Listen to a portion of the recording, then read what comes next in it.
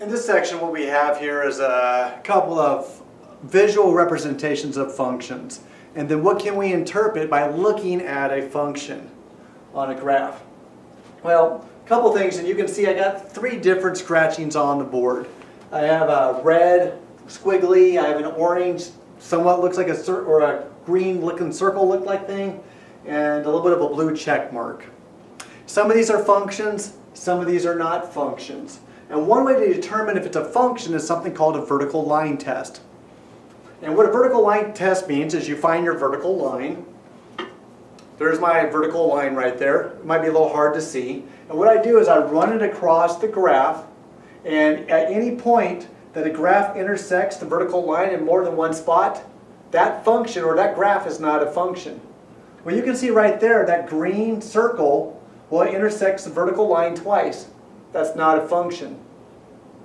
The blue one down on the bottom, as I go all the way across, there's not one single spot that intersects the vertical line more than once.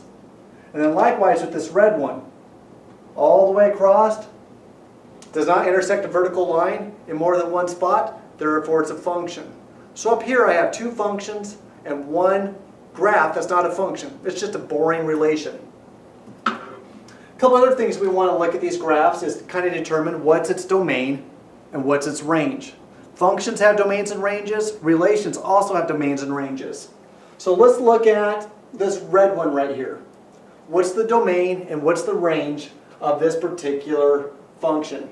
Well, the domain, again, were all the x values that you can see, and the range is all the y values. So this red one right here, well, if I start crawling along the timeline, I notice that the red doesn't appear until I get to -1. So it's at -1, that my domain starts.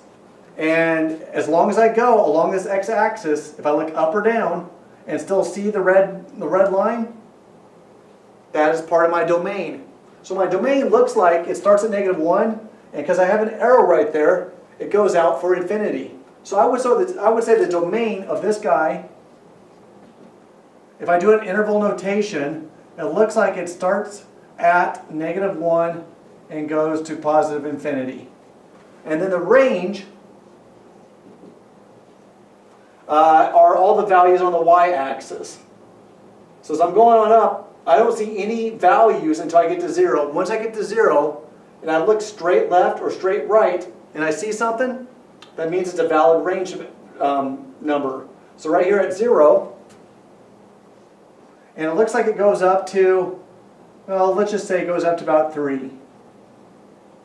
So it looks like my range, right now it appears that I don't have any numbers above 3. And I can't tell exactly, so I'm just going to make it a close or an open 3. This green right here, the domain for that green graph,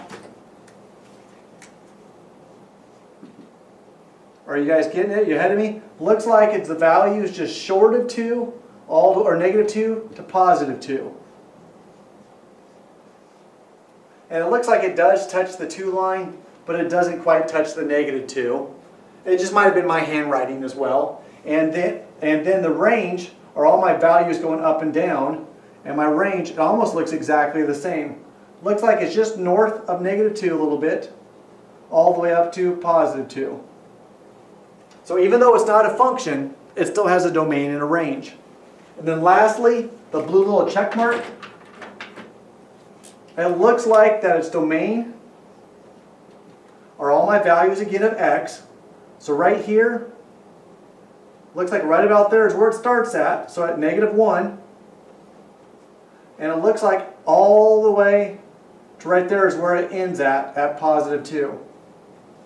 So it looks like all these values are part of my domain. And then my range are my values on the y-axis. And it looks like they start down here at -4. And it looks like all these numbers all the way up there to -2. So -4 to -2. And again, I'm writing those in interval notation. Looks like what we have right there is a way to kind of get an idea of where my solutions are at.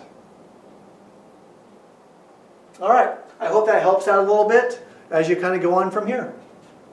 You know, if we haven't talked about interval notation yet, interval notation is just a way to represent where some of the solutions are at. And so we'll look a little bit about that here in the next section, I think.